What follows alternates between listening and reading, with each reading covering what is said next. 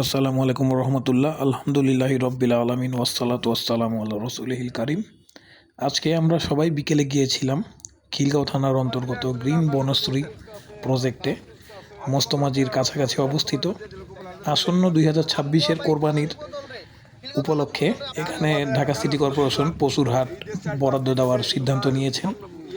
আমরা খিলগাঁও থানা যুবদল, স্বেচ্ছাসেবক দল, বিএনপি সহ অন্যান্য অঙ্গ সংগঠন এবং সহযোগী অঙ্গ সংগঠনরা সকলেই সেখানে গিয়েছিলাম সার্বিক পরিস্থিতি দেখার জন্য। এ সময় উপস্থিত ছিলেন আমাদের খিলগাঁও থানা বিএনপির যুগ্ম আহ্বায়ক জামিলুর রহমান নয়ন ভাই।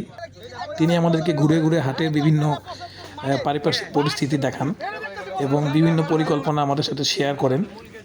বিশেষ করে যে সকল পাইকার এবং ব্যাপারীরা গরু নিয়ে আসবেন বিক্রয় করার জন্য, তাদের জন্য সর্বোচ্চ ফেসিলিটিস দেওয়ার যে পরিকল্পনাগুলো আছে, যেমন হাউস নির্মাণ করা, পানির ব্যবস্থা করা, যোগাযোগ ব্যবস্থা, হাসিল কাউন্টারগুলো কোথায় দিলে ক্রেতা বিক্রেতা উভয়ের জন্য সুবিধা হবে, এরকম বিভিন্ন গুরুত্বপূর্ণ দিকগুলো তিনি সবার সাথে শেয়ার করেন এবং পরিকল্পনা করেন এবং আমাদেরকেও আহ্বান করেন পরামর্শ দেওয়ার জন্য যে কিভাবে একটি সুন্দর একটা হাটের পরিবেশ তৈরি করা যায় এ বিষয়ে।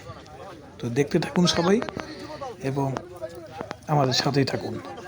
ধন্যবাদ। আসসালামু আলাইকুম।